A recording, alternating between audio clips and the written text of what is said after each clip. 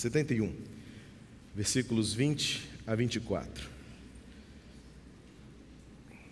Salmos 71, versos 20 a 24. Desde já, os irmãos me perdoem se no meio da fala sair alguma tosse incontrolável, mas eu estou naquela fase terrível da tosse realmente incontida. Estava ali doido para louvar com os irmãos e só fazendo gestos, só celebrando em pensamento. De vez em quando me arriscava a cantar alguma coisa, mas a voz falhava por conta desse finalzinho da gripe. Lá em Teresópolis estava muito calor no início do mestrado, mas num dia lá o tempo virou e pegou-nos todos de surpresa. E Serra, quando faz frio, faz de verdade, né? E a gente sofreu lá uma das noites, porque o frio foi bem intenso, e eu e mais alguns outros voltamos desse jeito, gripado e afônicos. Diz assim a palavra de Deus, no livro de Salmos, lemos os versículos 20 a 24 do Salmo 71. Tu que me fizeste passar muitas e duras tribulações, restaurarás a minha vida e das profundezas da terra de novo me farás subir. Tu me farás mais honrado e mais uma vez me consolarás. E eu te louvarei com a lira, por tua fidelidade, ó meu Deus. Cantarei louvores a ti com a harpa, ó Santo de Israel. Os meus lábios gritarão de alegria quando eu cantar louvores a ti, pois tu me redimiste. Também a minha língua sempre falará dos teus atos de justiça, pois os que queriam prejudicar-me foram humilhados e ficaram frustrados. Mais uma vez, Davi canta ao Senhor o livramento. Davi reconhece o cuidado de Deus e Davi se submete ao propósito de Deus. Uma das coisas sempre muito claras no Antigo Testamento, especialmente quando entendemos as razões pelas quais os textos bíblicos foram escritos e a maneira como os escritores do Antigo Testamento registraram a revelação de Deus, é o fato de percebermos Deus agindo de maneira clara, intencional, para tornar-se conhecido. E a maneira como Davi interage com Deus, isso é muito claro no livro de Salmos, a maneira como Davi reage às suas circunstâncias. Sabemos que Davi foi um homem de guerras, foi um homem vitorioso, mas não foi um homem perfeito. Um homem segundo o coração de Deus, não por uma perfeição humana, isso é impossível, utópico, mas um homem segundo o coração de Deus, registrado nas Escrituras, porque era um homem quebrantado. Diante da sua falha, diante do seu pecado, caiu em terra, destroçado, e clamou pela misericórdia e pelo perdão de Deus. E a maneira como Davi relaciona-se com Deus e reage às suas circunstâncias é sempre buscando reconhecer a razão pela qual Deus ou agiu intencionalmente ou permitiu que tais experiências fossem vividas por ele. É maravilhoso perceber que Davi, mesmo em meio às suas derrotas, examinou o seu coração para sondar e perceber se lá no fundo havia alguma coisa que de alguma forma o teria motivado ou teria sido uma causa pela qual ele não tenha percebido com sensibilidade o propósito, a vontade e o zelo de Deus pela sua vida.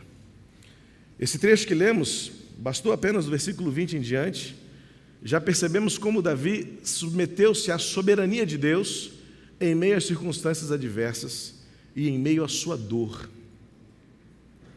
Ele inicia esse trecho, primeiramente, não lemos para ganhar tempo, mas dos versículos 1 ao 19, Davi está exultando no cuidado de Deus, está exultando na singularidade de Deus, está exultando e glorificando a Deus pela sua glória única, indivisível. Mas no versículo 20 ele vai agora externar algo pessoal, dizendo: Tu que me fizeste passar muitas e duras tribulações. A percepção de Davi, diante das circunstâncias contrárias e das dores que ele enfrentou, das derrotas pelas quais ele passou, quantas vezes Davi foi um general vencedor, mas nem sempre teve todas as vitórias. Foi necessário enfrentar algumas derrotas para que ele pudesse realinhar o seu pensamento, para que ele pudesse arquitetar novamente as suas estratégias, mas acima de tudo, para que ele pudesse repensar a sua conduta e o seu relacionamento com Deus.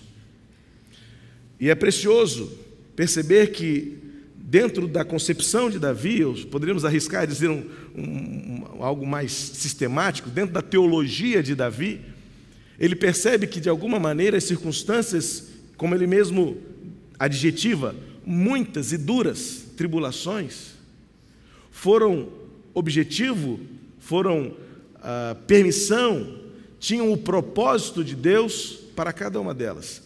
Tu me fizeste passar muitas e duras tribulações.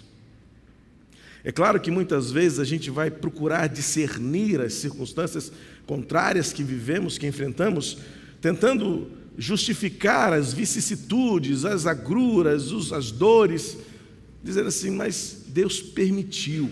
Sim, Deus permite.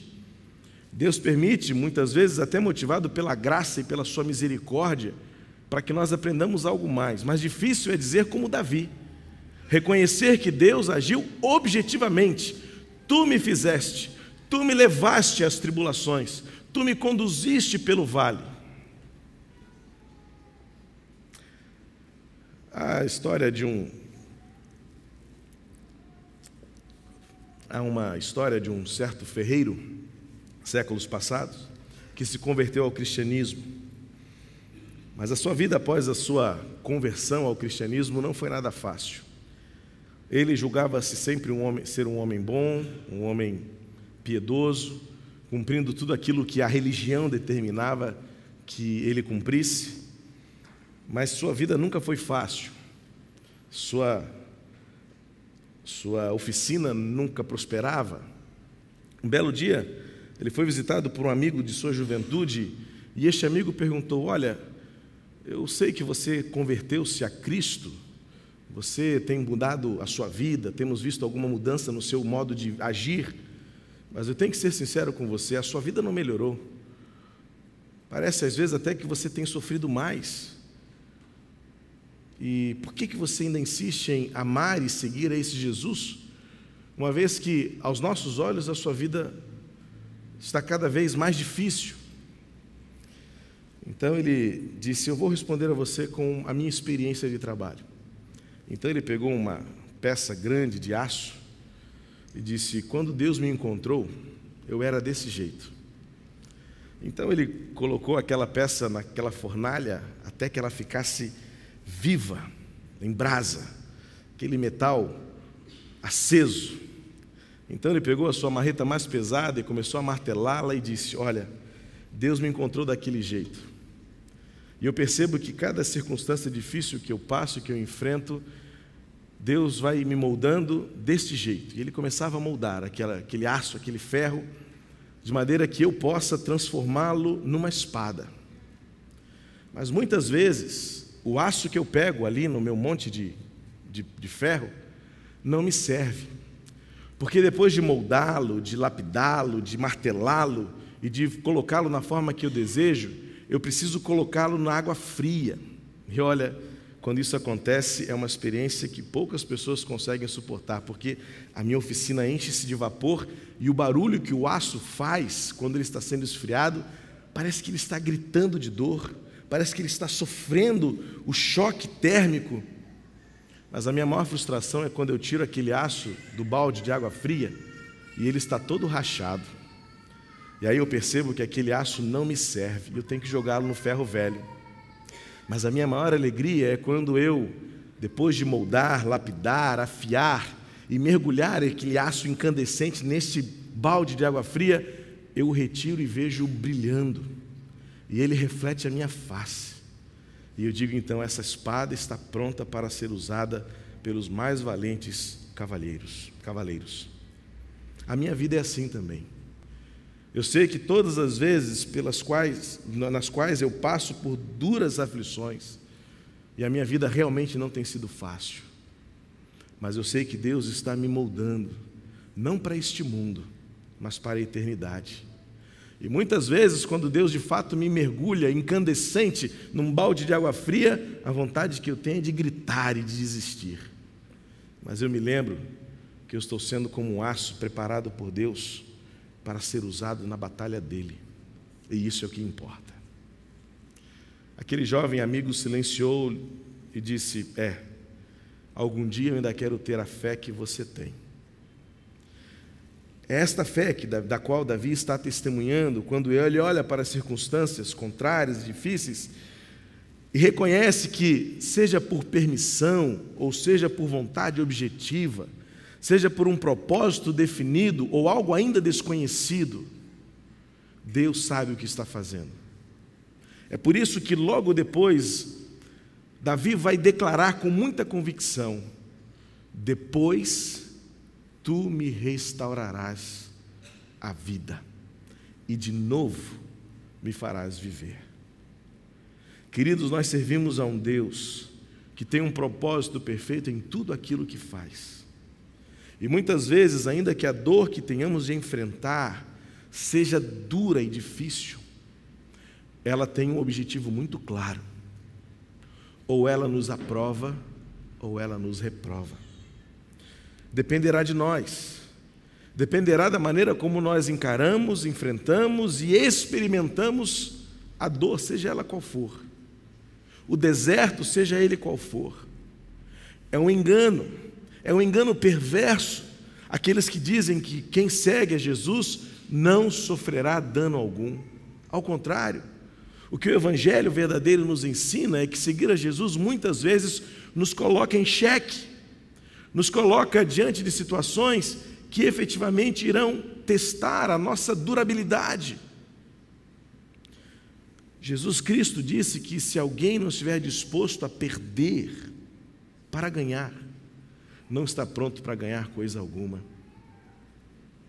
O apóstolo Paulo pôde testemunhar em toda a sua vida, em toda a sua carreira apostólica, que a sua glória era identificar-se com Cristo, ainda mais em seus sofrimentos, para que de alguma maneira ele se sentisse apto a herdar a glória na eternidade.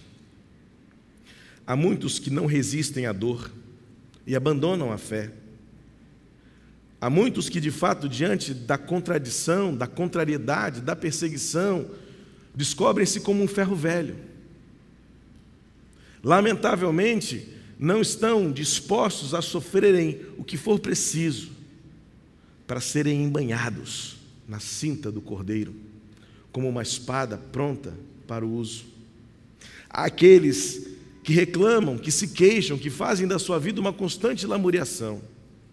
Como crianças, choram, esperneiam, revoltam-se, reagem negativamente e não conseguem captar, discernir aquilo que Deus já começou a fazer em nossa vida quando temos de enfrentar circunstâncias difíceis, contrárias e desafiadoras.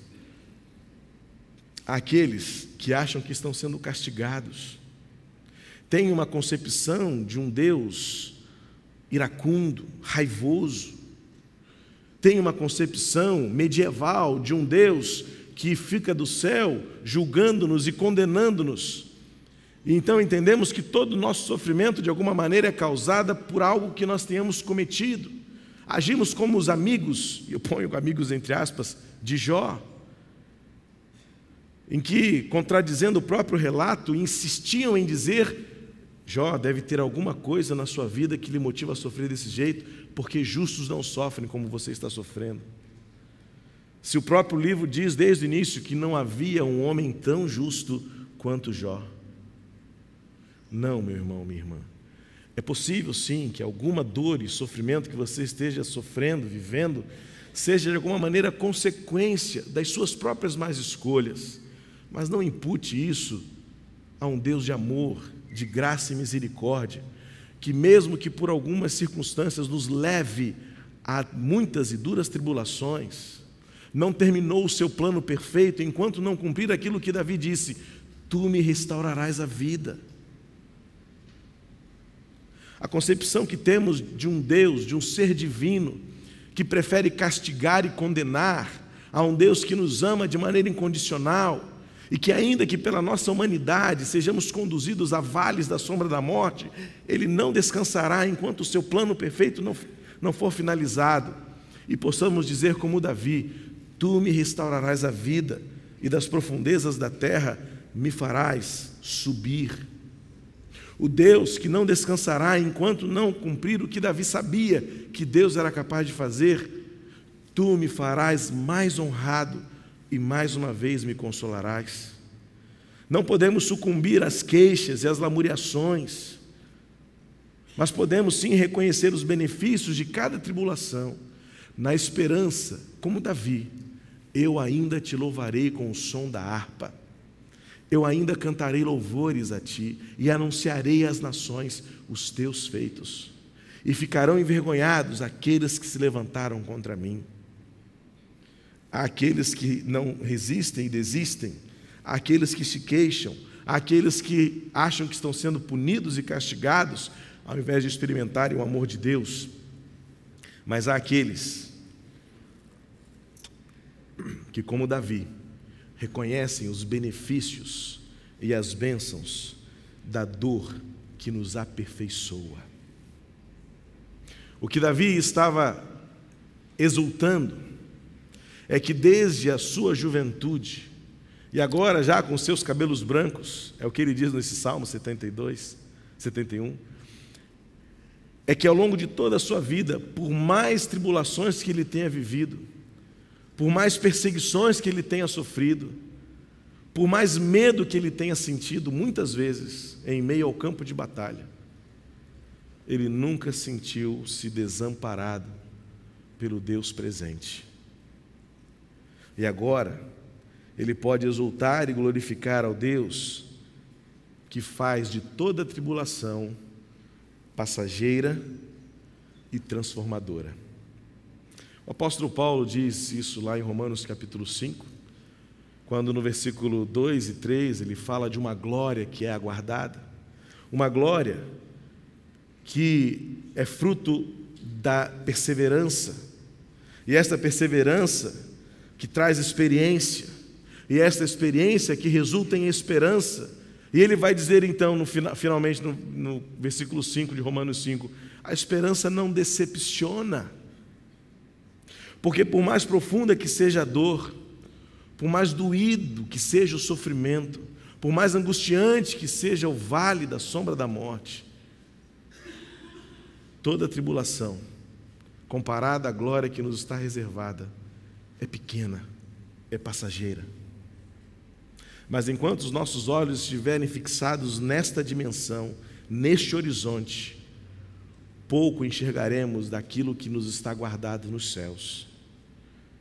E o verdadeiro cristão sabe para onde está indo, sabe que está aqui em peregrinação, mas que a nossa casa é no céu.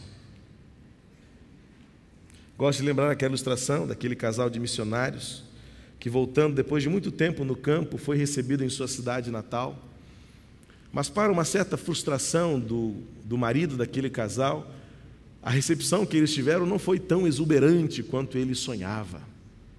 E depois de terem sido acolhidos, recebidos e acomodados em casa, ele fez um comentário um pouco tanto quanto decepcionado com a sua esposa. Disse: você não acha que deveríamos ter sido recebidos com mais calor aqui em casa? E ela então amorosamente virou-se para o marido e disse: quem disse para você que nós já chegamos em casa?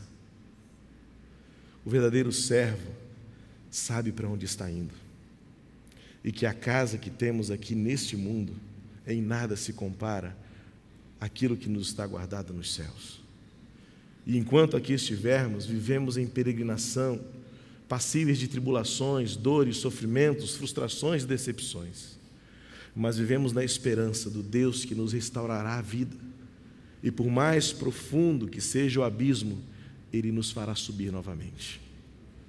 Toda tribulação é passageira e produz em nós uma esperança de glória incomparável. Podemos aprender também, em meio à dor, que o consolo de Deus sempre prevalecerá. Muitas vezes os dias podem ser cinzas. Quantas vezes, em meio a uma multidão, mais numerosa que possa ser, sentimos-nos tão sós. Mas eu creio no poder milagroso do consolo de Deus, que preenche e transborda a alma daquele que chora, daquele que sofre, daquele que se sente só. E enquanto sofremos, temos a oportunidade de aprendermos acerca do amor de Deus quando experimentamos o seu consolo. O apóstolo Paulo, quando escreveu a segunda carta aos Coríntios, ele introduz a sua carta relatando uma experiência de morte. Já compartilhei com os irmãos esse texto. E ele diz que foi consolado para que com a mesma consolação pudesse consolar aos outros. É em meio à dor que nós experimentamos coisas desconhecidas ainda acerca de Deus. A revelação de Deus já é plena e perfeita, mas nós ainda temos muito que aprender acerca dele. E quantas vezes, enquanto atravessamos o deserto, que vamos conhecendo os atributos insondáveis do Deus fiel, do Deus presente, do Deus amoroso, do Deus cuidador, do Deus provedor, do Deus que guerreia por nós, do Deus que não permite que nossas sandálias se desgastem, nem nossas roupas fiquem rotas. Foi isso que o povo aprendeu enquanto atravessou o deserto por 40 anos. Todo deserto tem um tempo certo para terminar. Todas as batalhas têm o seu fim determinado. E o Senhor nos dará a vitória. Mas enquanto a vitória não acontece, podemos experimentar o consolo de Deus que nos fortalece e nos segura a mão para irmos adiante. Enquanto enfrentamos a dor, não podemos desistir. Enquanto enfrentamos a dor, não há o que reclamar. Enquanto enfrentamos a dor, não precisamos sentirmos-nos punidos, mas ao contrário, é a hora de experimentar o amor e o consolo de Deus. E por último, enquanto sofremos, vamos sendo moldados para que Deus seja refletido em nós. Nesta história, nessa fábula desse ferreiro, ele conclui a sua experiência ao seu jovem amigo, ao seu amigo da juventude, dizendo: a minha espada só estará pronta quando o brilho daquele aço fundido e moldado refletir a minha face.